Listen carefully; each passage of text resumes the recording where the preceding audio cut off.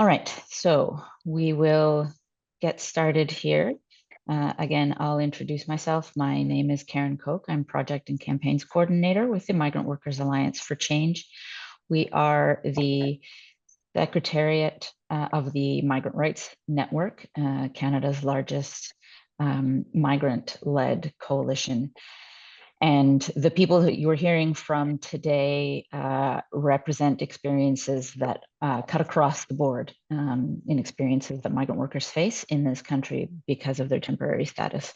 We'll be hearing from workers from coast to coast, as well as some representatives that will be able to shed light on some of the experiences of migrant workers and why we are here to say that the government needs to do more to ensure permanent resident status for all. So we are here today to talk about the reality that migrants in this country are facing, the broken promises that have been made to them, and the urgent need for action to ensure justice and dignity for all. Migrant workers and other temporary residents in Canada are essential to our communities.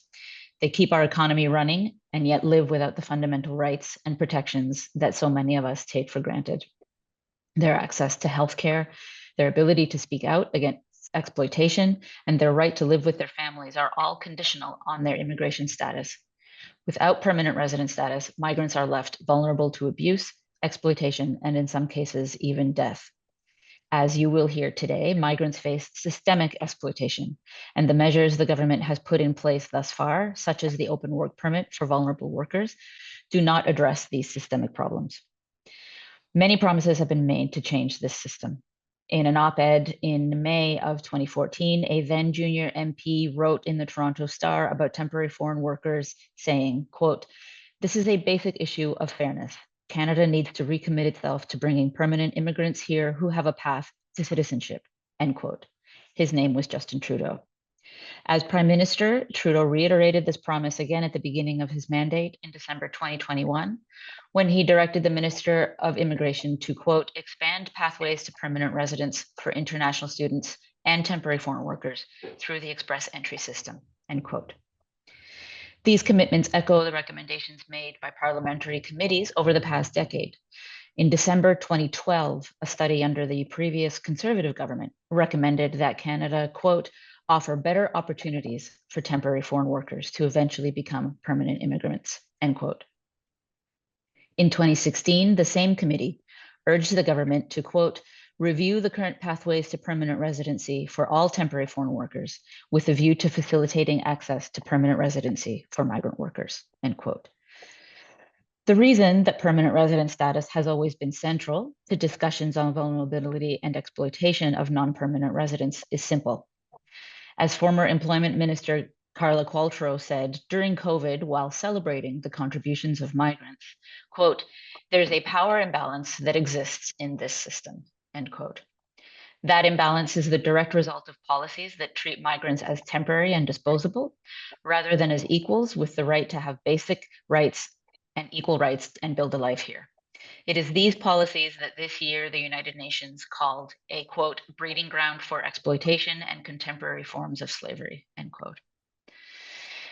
Yet instead of delivering on their own promises, the federal government under Prime Minister Trudeau has caved to rising xenophobia and racism with conservative-like policies that cut the numbers of migrants rather than increasing their rights.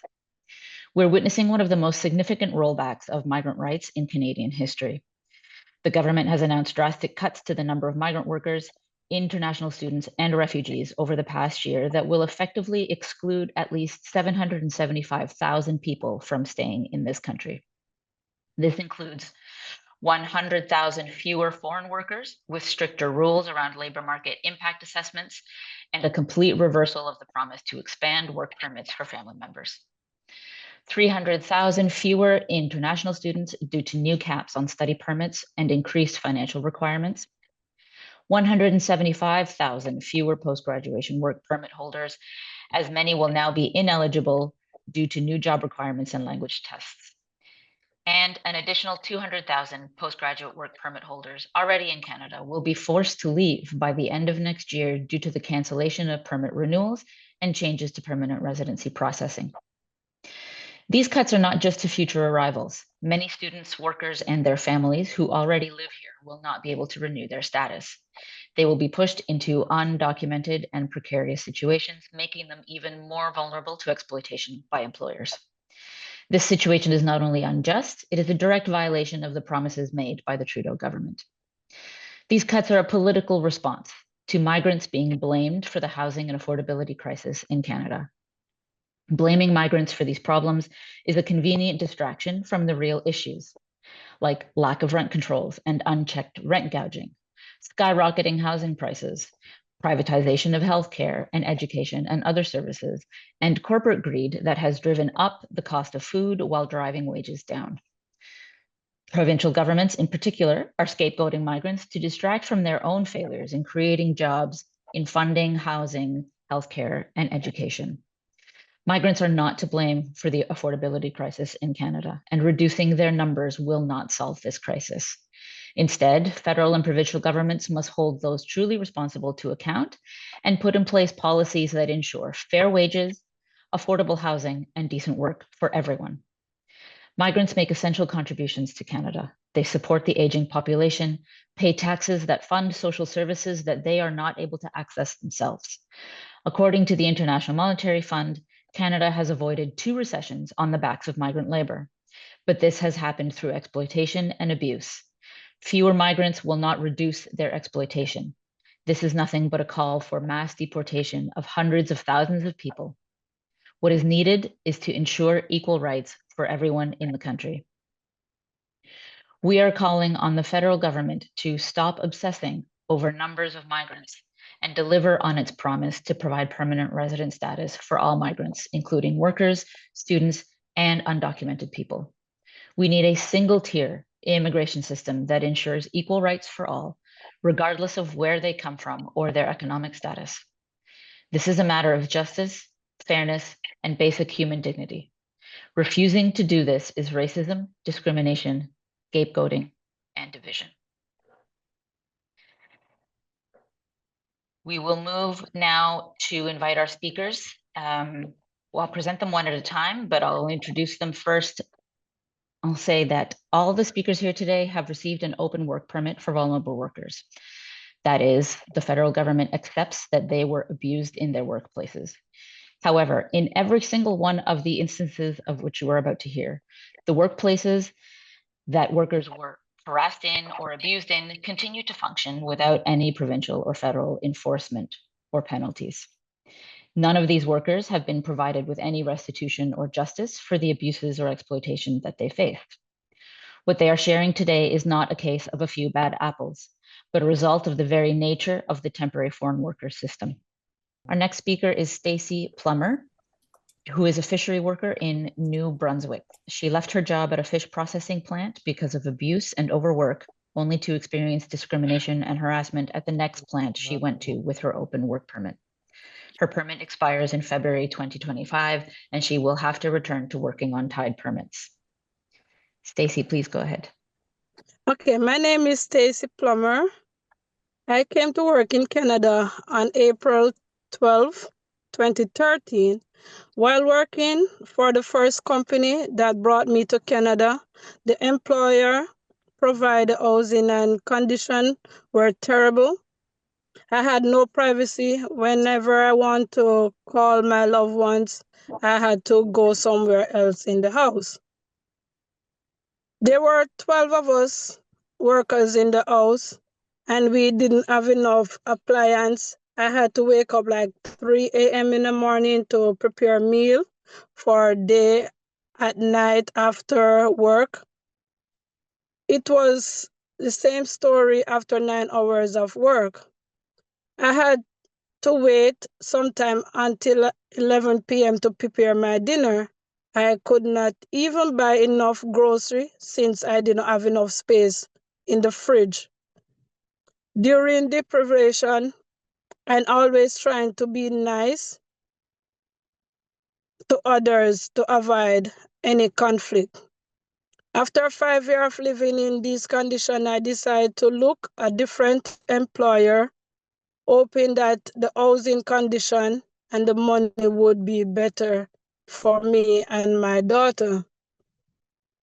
Physical abuse during my time working for the first employer brought me to Canada, I faced physical abuse from my partner while I was pregnant. One night, he was choking me and he was planning on killing me. He tried to punch me.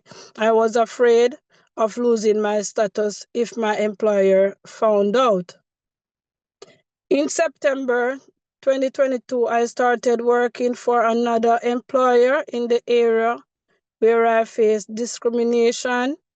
In the new company, the supervisor prevent us from talking among us Jamaican, and she pushes us to work more, pressured us to work faster. The same supervisor stated to yell at me, saying, "Stop talking or I will be sent home." The owner's son treated us that if we threatened us, that if we kept on talking to each other, he would send everyone back to their home. We were afraid of losing our job. So it's hard to be in this situation knowing that you have your rights, but employer are not respecting them. During my time working for this company, which was the second employer, I faced financially abuse. One time I received an email from HR, the human resource, telling me that I would have a week off from break, but I didn't get up for work for 3 weeks after. They still tell us that we are supposed to take 1 week, end up we get 3 weeks off without no one saying nothing to us.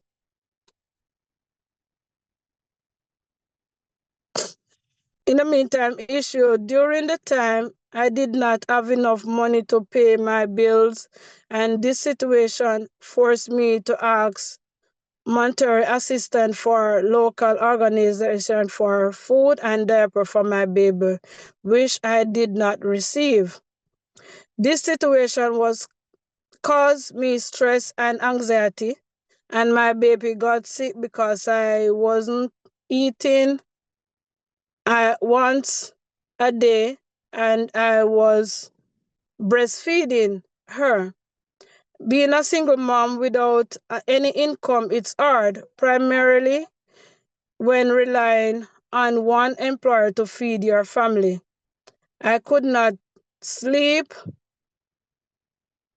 during the time thinking about the next meal. We have to endure all these abuse because the government is denying us the right to permanent residency, which is the golden key access our right in Canada. This employer forced me to start work early, even though they knew I had a child and daycare didn't open until 7 a.m. They asked us to come in for 6 o'clock. We sure enough have to go work. Normally, they said 8 o'clock work, and because of the baby, they want me to come in from 6 o'clock, and daycare doesn't open until 7. It again started up for my right, and this brought me more discrimination and reprisal against me. I was constantly getting yelled for anything, even if the machine breaks down, it was a blame for it. And at the end of the season, I was promised another work permit that never materialized. That when I decided that enough was enough and applied for an open work permit. After I got the open work permit, I started working in another company. Now my work permit will be expired soon, and I do not want to go back to the same abuse system. This is the place with the closed work permit. The open work permit is not the answer to all the abuse that we face. We need in Canada government to value our lives, our family, and our work, and grant us permanent resident status. We came here to continue to contribute to this society. Oh my God, I'm stuffy. Sorry about that. We are not taking job from Canadians. We are responsible for the housing crisis. We are not responsible for the housing crisis. We are the solution to this problem.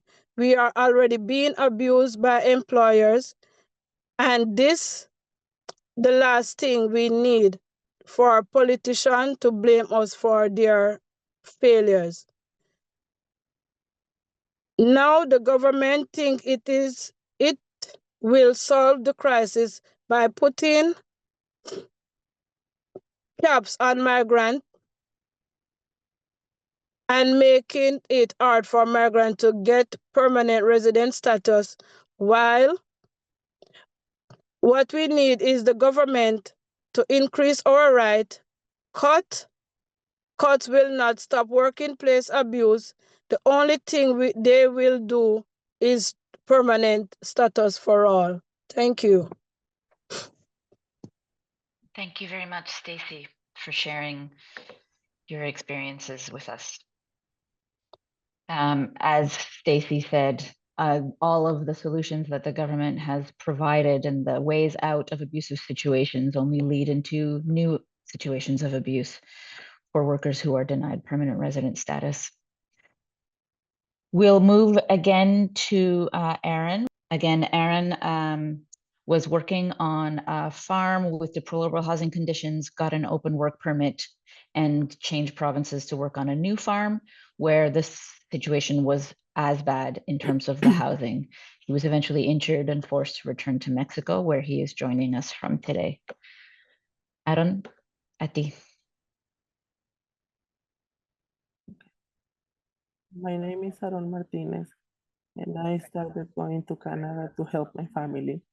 I came to the seasonal agricultural worker program. I came for 2 seasons, and I finished my first season relatively well. So I decided to return the next year. In the second season, I came to Ontario, and I was in 2 farms with many problems in each one. In the first one, the housing conditions were terrible. I share a basement with 5 people sleeping in a very uncomfortable beds with bed bugs and rats. We had to walk more than 50 meters to go to the bathroom, sometimes in the rain, passing electrical cables, like you saw in the video that we're gonna share. We couldn't cook in the house, there were leaks in the roof. When we arrived at the farm, we lasted 20 days without working. We had no food. Someone had to donate groceries to us. Some of my coworkers went into debt up to $1,300 borrowing from the employer to be able to buy food. And when we started working, we only worked 3 to 5 hours from where we had to pay the loan.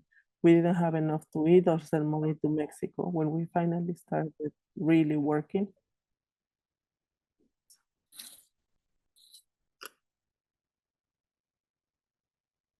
we worked more than 15 hours a day. Tired of this situation, a group of workers contacted the Mexican consulate. They ignored us. Then they asked us for a program worker number, and the consulate informed the farm foreman, and he punished us with fewer hours of work. I decided to contact MWAC. They supported me, and I began the process, my open work permit for vulnerable workers. And while I was waiting for the response, my coworkers and I continued to complain, and many were sent to Mexico. I continued to raise my voice for our rights while I waited for the response from my application. As punishment, they sent me to another farm. I worked for 4 days and they never paid me. As soon as my open work permit arrived, I left the farm. I went to a safe house where they supported me for 15 days. I went while I was waiting for an opportunity to work in the province of Alberta. I had found work in another farm. I thought that with an open work permit for vulnerable workers, I would have a better housing and working conditions to be able to fulfill my dream of a better life and being able to apply for a permanent residency so that I can have equal rights and be able to continue fighting for my dream. I have the options to be able to decide about my life and not depending on employers. But I found myself tied to another employer again. Again, I felt like a slave because in the end, the employers only look after their business, not the workers. On this farm, I hurt my knee, and despite that, I continue working on for my dream to get permanent residency or another work permit to stay in Canada, as my employers had promised me. I believed them even while putting my health at risk. In Alberta, my employers never took me to get my health care, and because of that, I depended on the employer for everything, from going to the doctor to buying my food.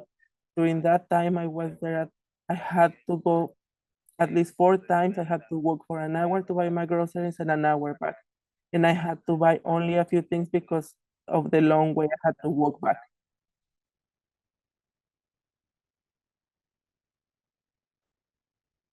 At the trailer home, I had to drink water without knowing that if it was drinkable or not. I had to leave the mobile home to get drinkable water. In winter, on several locations, I spent nights without heating because the gas would run out and took several days for the employer to replace it. I still remember how I saw the ice accumulating in the window. I am here today so that you can know the reality of farm workers in Canada and how I use the options that Canada offers and went from farm to farm, even to different provinces, experiencing abuse and discrimination. I went to Canada to work out of necessity, leaving my family. I sacrificed a lot to see the labor of migrant workers not valued. Now they blame us for the housing and employment conditions.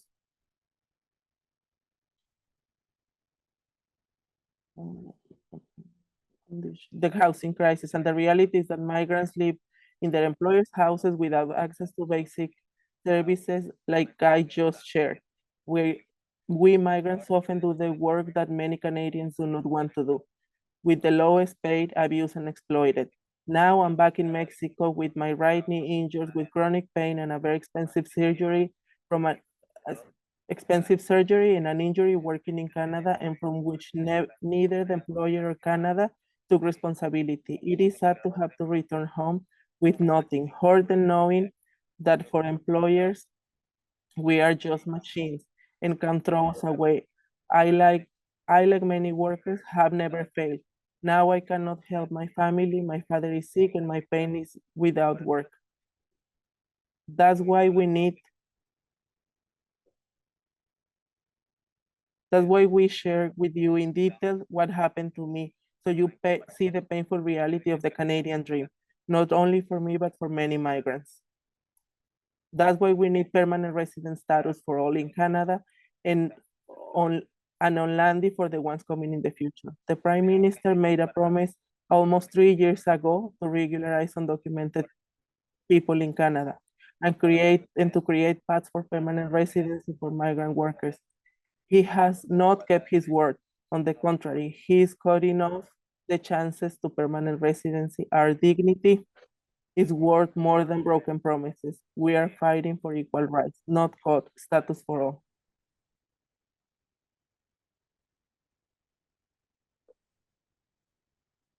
I didn't have a choice and I had to go back. I had to depend on workers, on an employer.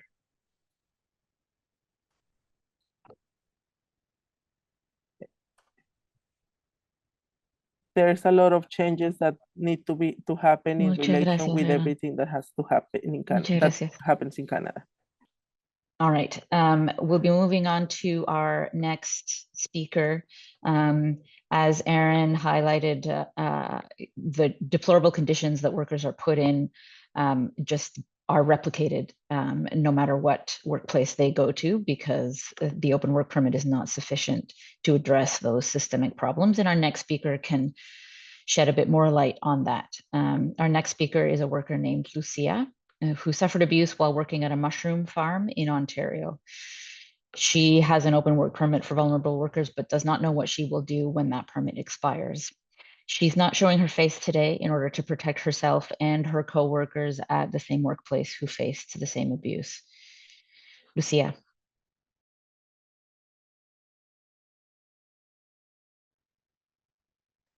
Hello, for privacy reasons, I introduce myself as Lucia. From 2021 to 2024, I work as a packer in a mushroom farm. I came to Canada looking for a better life for my 3 daughters who are in Mexico.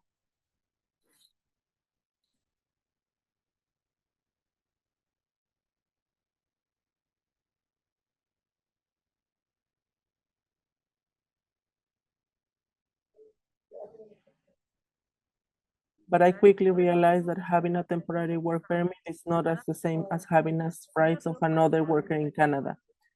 At the first, everything seemed fine, but after a few months, I began to find workplace harassment from a coworker who operated a machine in a packing area. Despite speaking to the owner about her behavior, nothing changed.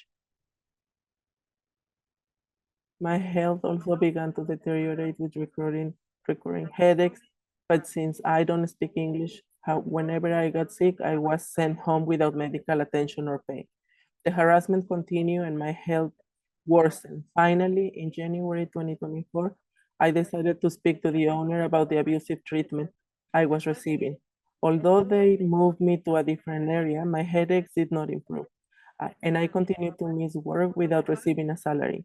After several medical tests, I was diagnosed with anemia and severe stress due to the work environment. The verbal and psychological harassment was not only directed at me, but to other coworkers, coming from supervisors and even the owner. I witnessed how female coworkers experienced sexual harassment from one of the supervisors who would touch them and make inappropriate advances. Due to all these situations and my health condition, I decided to leave. I processed and obtain the open work permit for vulnerable workers was long, and for months I could not work living for my savings.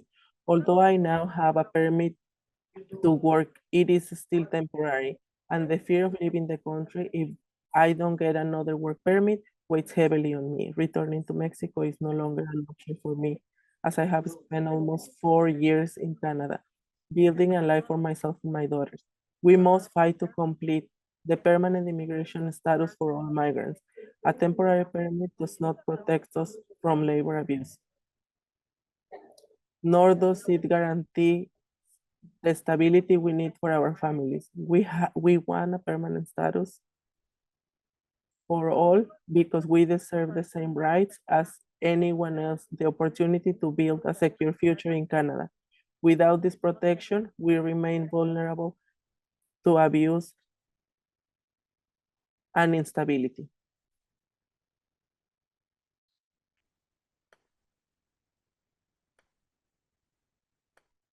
Gracias, Lucia. Thank you, Lucia. As Lucia said very clearly, a temporary permit will never resolve the abuse and the exploitation that workers face while working in Canada. And the only solution is to give workers the same rights as everyone else, and that is through permanent resident status. Our next speaker is speaking to us from Saskatchewan. Ajay is a food service supervisor who experienced extreme wage theft. He was owed $20,000 from his employer, who bullied him and threatened him with deportation if he tried to change jobs. Ajay, welcome.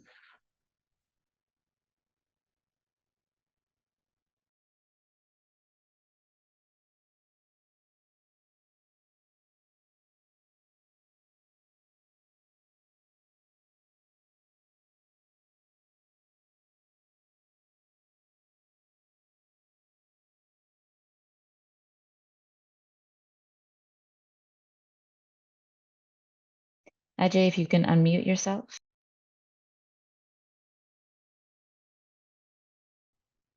You can hear me? Yes, Hi, we can my hear name you is now. Ajay. I'm a temporary foreign worker. I work as a food service supervisor. I have been in Canada from a long time on temporary status, trying to get my permanent residency. But because of ongoing abuse and exploitation from employers, I have not been able to. In 2019, I started working as a chef in a restaurant in Ontario. I had to pay $14,000 to $15,000 for my work permit with this restaurant using their immigration consultant. When I started working, I was paid $16 an hour. I was working 12 hours a day, but I was only paid for 8 hours, so 4 hours less than what I was expecting. I started to keeping track of my hours because I did not trust my employer. She did not give me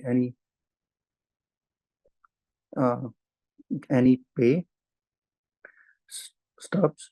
Close to 2 years later, my work permit was expiring, and I asked my employer if we could renew it and apply for permanent residency again. And I had to pay thousands of dollars to renew it with their consultant. I asked them if they could sponsor me to get permanent residency. And they said I had to pay the taxes for their 1 million company before they could sponsor me to OINP. This would be around $6,000 to $8,000 on top of my work permit renewal fees. I was very upset, so I reached out to another consultant, and they said there is no guarantee that you will get permanent residency if you pay this extra money. So I renewed my work permit, but I started looking for another employer to hire me. I got an interview with another company to be a supervisor, and it went well. But then I found out that one of the company owners knows my employer, and they connect on the phone on the purpose so I could not be hired. I felt like I was stuck in this situation. They were not letting me get a new employer or more Canadian experience so I could apply for my permanent residency. Even if I was invited to apply for permanent residency Canadian experience class program, I will not be able to apply without pay stubs, a contract or anything proof that I worked there. They were doing this because it is cheaper to hire temporary workers than permanent residency, because permanent residents charge more pay for doing less work. After this, my employer started harassing me, verbally making jokes about me. She then hired 3 more temporary foreign workers on LMIA closed work permit, but they were getting paid less than me because I have been there for 4 years. In less than a year, she was able to get 4 to 5 LMI-based work permits from outside Canada. And the goal was to replace me and keep her paid temporary laborers to put in more hours. I was working at least 10 days before every 2 weeks, but then they decreased it to 8 days. After doing this, I was now earning the same pay as the newly hired temporary foreign workers, but they were working less hours. These workers also started to harass me because the employer wanted me to quit. They didn't want me to find another job. They wanted me to quit and then try to find another job. But this would be hard for me to do. Who would pay my expenses? Because of this, I started getting anxiety and taking medications, but it was not helping because my situation was the same. I have too much depression, too much thinking. I have been working here very hard, and they are stopping me to getting permanent residency and using me as a cheap labor. Eventually, I was get late, fired from fired for standing up for my rights. I hired a lawyer, helped me apply for an open work permit, a vulnerable worker, and it was denied. They said you don't have much evidence of abuse. I tried to apply again and it took me 6 months to receive response and I was finally approved. After 10 months of trying to find a new job, I finally got a job in Saskatchewan as I moved on from Ontario to work here for another company as a supervisor, but now I'm back in same situation. They said they will not give me an employment letter for my permanent residency application under SINP until I have worked there for 3 years, but my open work permit will expire early next year. So I will have to pay high fees again to apply for LMI closed work permit. That will tie me to only one employer. I'm not alone in my experience. There are many other migrants like me. Many of us risked our lives during the pandemic and still do every day. So my question, the federal government is, why do we need an authorization letter from an employer when we are working for these employers already? And why are you only listening to the voice of employers and not workers? Exploitation starts when you listen to only one side or two employers. As workers, we want our rights. And the only way to get it is with permanent residency. Justin Trudeau give us everybody permanent residency so the exploitation would stop. Thank you very much, Ajay. Your experience is a very clear example of how the LMIA system is traps workers in situations where they are open to bullying, to threats of deportation, to exploitation, wage theft, and exploitative working conditions, and that the open work permit system, again, is a dead-end street that doesn't resolve those systemic issues that exist in the program and forces workers to go back into that program or to become undocumented. This is similarly the experience of our next speaker, the last worker who we'll be hearing from today. Julian Diaz arrived in Canada to work at a fishery plant that the recruiter that he came through knew was closed. The recruiter then forced Julian to work under the table for below minimum wage. He currently works at a potato plant and his open work permit for vulnerable workers is expiring next month. He has decided that when that happens, he's going to have to leave Canada and return to Colombia. Julian. Julián, puedes empezar.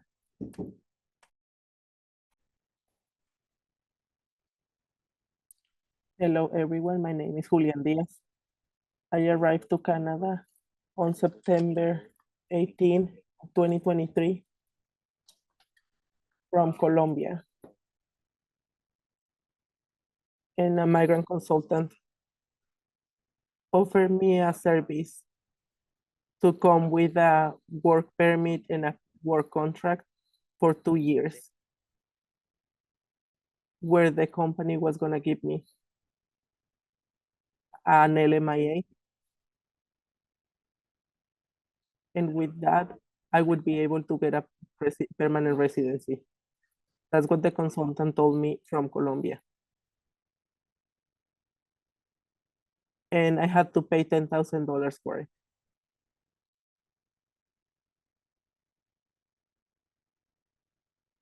The process went through with the government of Canada. I received a work visa, but not for 2 years, but instead for 6 months. And I got a closed work permit, valid for around 1 year.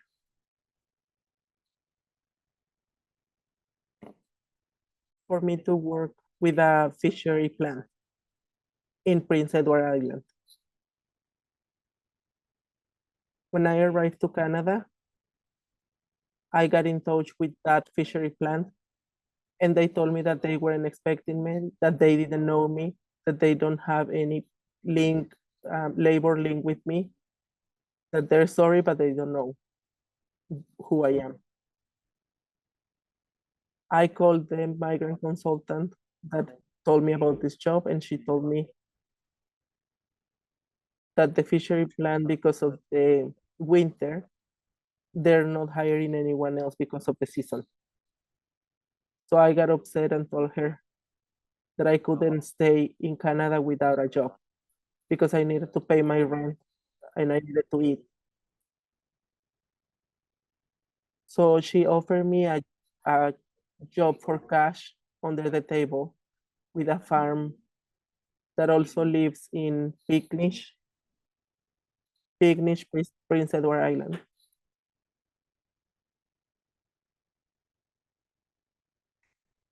And that I would be paid in cash so I could make traps for the lobsters.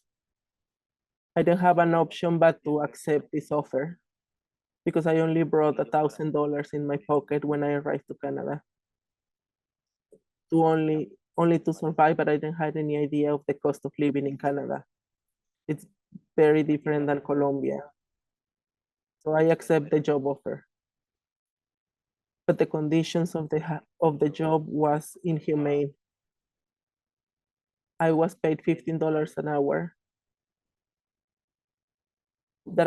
From that I had to give $7 to the migrant consultant. So I just kept $8.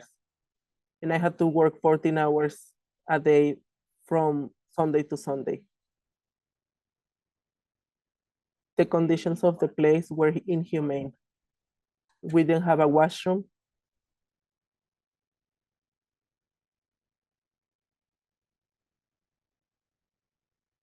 We didn't have a place to sit and have food. I had to eat in a mountain of hay because we were always working with wood.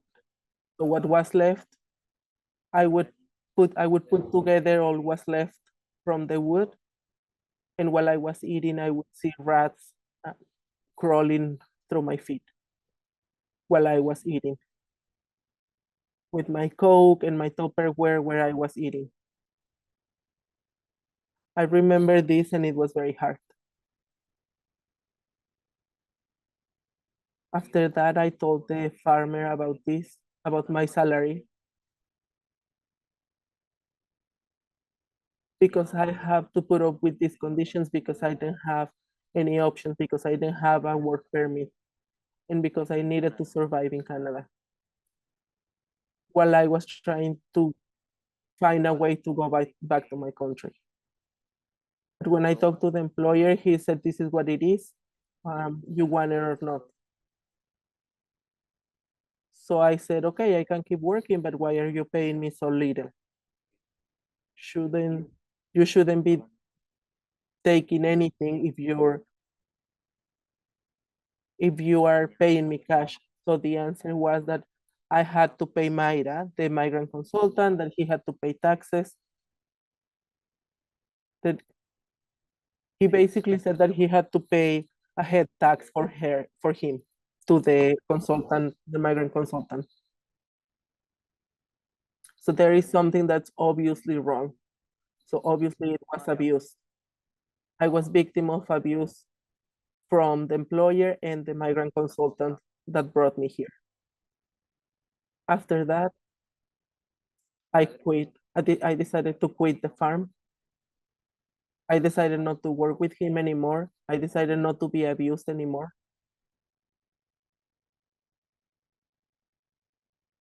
And after losing a lot of money and everything lost, I had to return to Colombia.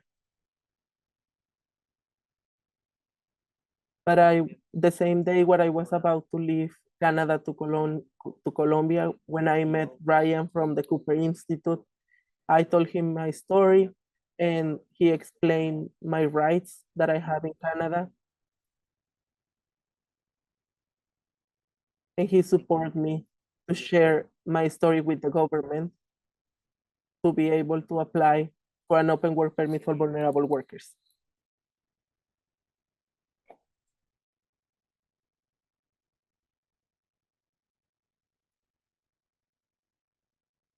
So that they, in a way, give me something back after all the abuse that I faced.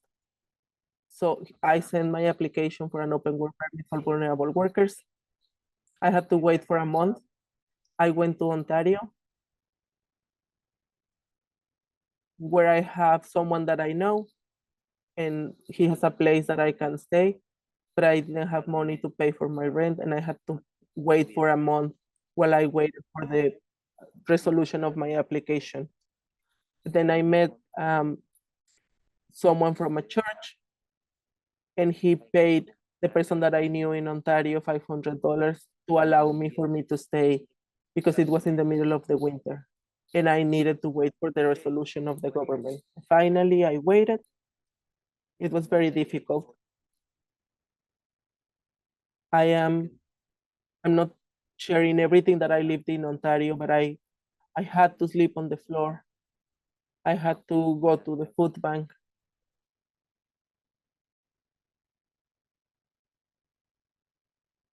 As migrant workers, we shouldn't have to go through all this. It was very difficult. Finally, I received the answer on 2023, December 2023, and they approved my open work permit for vulnerable workers only for 1 year.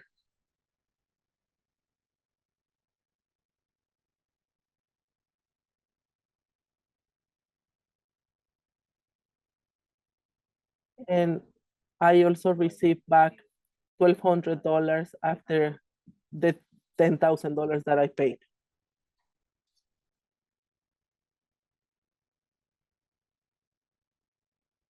Because of the money that the employer didn't pay me.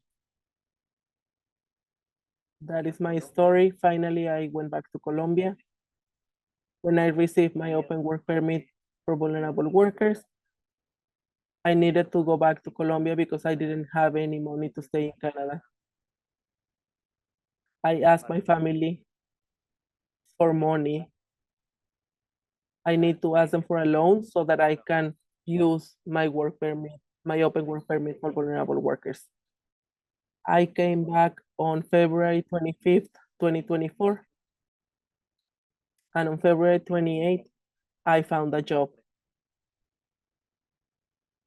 I was able to find a job in a real company with a real contract, with a SIN number, with a bank account.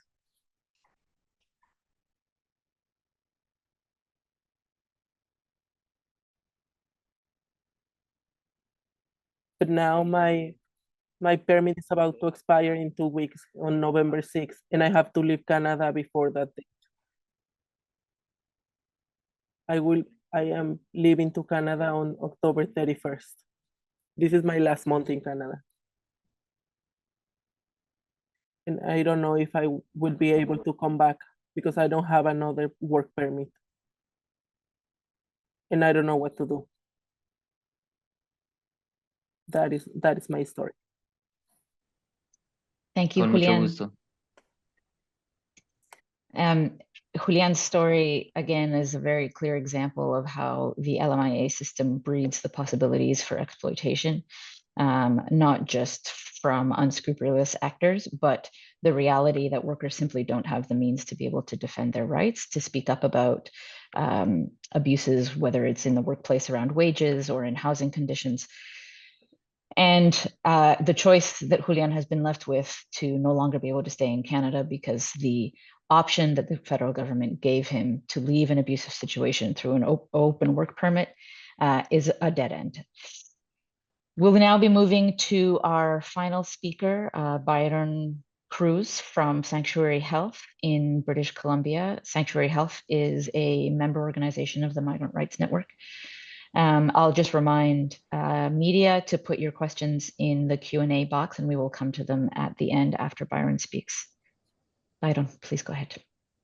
Thank you. Good morning to the media that is present, our allies, and also to the workers who spoke today. It takes a lot of courage to come forward and tell everyone the sufferings that you are experiencing.